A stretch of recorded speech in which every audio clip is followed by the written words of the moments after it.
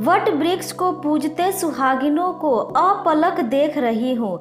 जहन में बार बार यही प्रश्न उठता है, सुहाग की रक्षा का वर बार बार हर वक्त इन्हीं सुहागिनों की तरह मैंने भी मांगा था। हर पल हर वक्त घर के मंदिर में कोई भी व्रत पूजा पाठ करते समय, मंदिर में दर्शन के समय हर वक्त सुहागिन स्त्री पहले पति को, बच्चे की, पूरे परिवार की रक्षा, दीर्घायु ही मांगती है।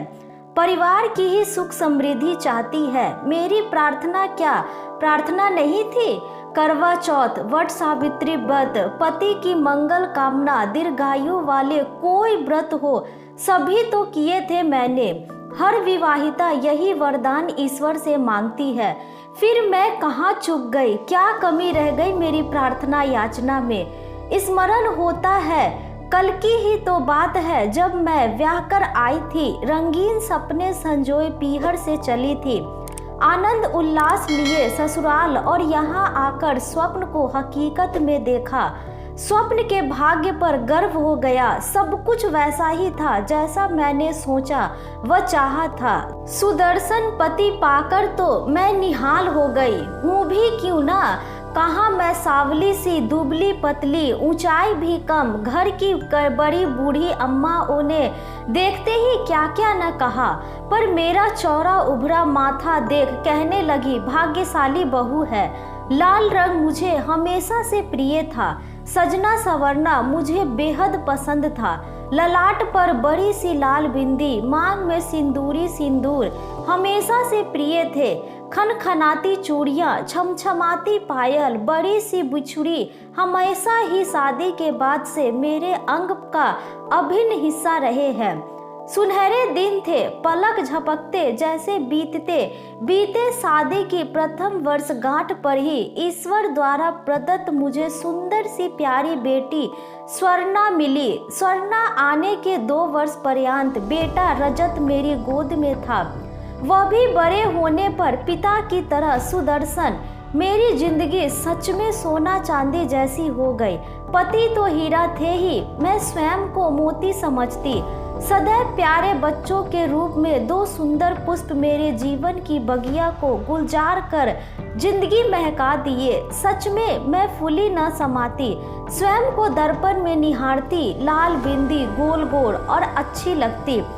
इनका सानिध्य पाकर स्वयं को रानी से कम न आंकती। स्वयं से कहती, घर की रानी तो मैं ही हूँ, सभी कुछ तो है मेरे पास।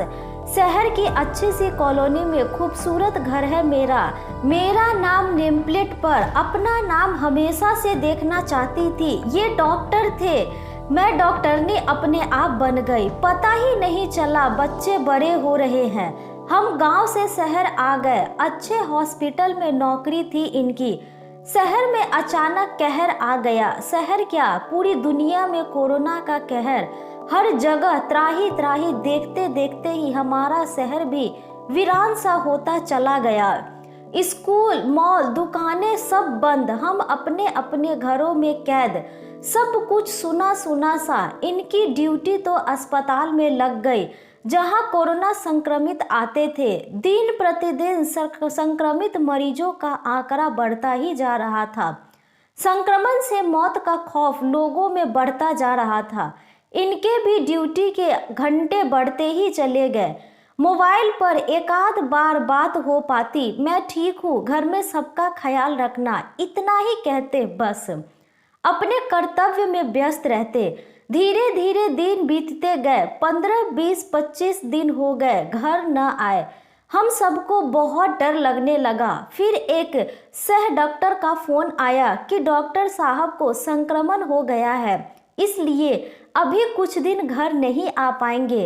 हे भगवान, ये क्या हो गया? सुनकर कलेजा मुंह को आ गया। अनहोनी की सोचकर मेरी रूह कांप उठती। स्वयं को, बच्चे को दिलासा देती रहती, संक्रमण तो ठीक हो ही जाता है, पापा जल्दी घर आएंगे देखना। एक दिन अस्पताल हम गए पर मिलने नहीं दिया गया। अनहोनी ही की आशंका मन को घेरे जा रही थी। दरवाजे पर जरा सी आहट, मोबाइल फोन की घंटी अंदर तक कपकपा देती।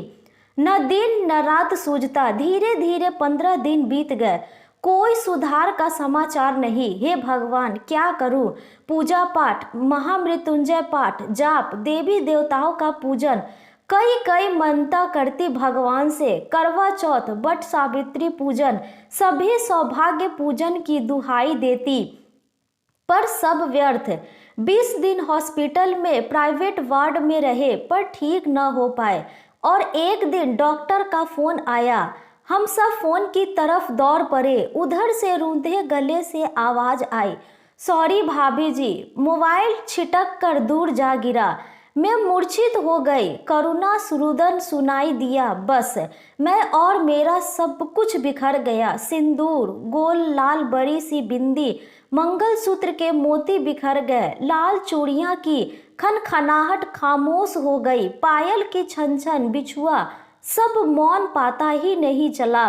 कब कैसे, सिर्फ 10 वर्ष का ही तो साथ रहा, पल में ही बीत गया। इस भयावह स्थिति का सामना कैसे कर पाऊंगी? अंतिम दर्शन भी न कर पाई। आज 1 माह होने को आया। आज वट सावित्री है। सामने मंदिर के आंगन में वट का विशाल वृक्ष है। सुबह से ही सुहागिन ने पूजा कर रही है। मैं बस अपलक देखे जा रही हूँ। मेरा भी मन कर रहा है लाल साड़ी पहनकर, 16 श्रृंगार कर, सुहागिनों के साथ मिलकर पूजा अर्चना करूं हमेशा की तरह, पर मैं भाग्यहीन ये न कर पाई। पूजा करते समय मैंने देखा एक नवविवाहित का ध्यान मेरी ओर गया। जहां मैं बैठी उन्हें ही देख रही थी। उसने झट से अपनी नजर हटा ली। मुझे सफेद साड़ी और श्रृंगार विहीन देखा। शायद वह सिहर उठी, फिर मेरी तरफ पीट कर पूजन करने लगी। स्थिति को भांपकर मैं तुरंत वहां से हट गई। पूजा में उसका मन नहीं लग रहा था। पीछे मुड़कर देखने का प्रयास कर रही थी। मुझे वहां न देखकर शायद उसने चैन की सांस ली होगी। मैं पर्दे की ओट से सब देख रही थी। मैंने दिल से उसे आशीर्वाद दिया, सदा सुहागिन रहो।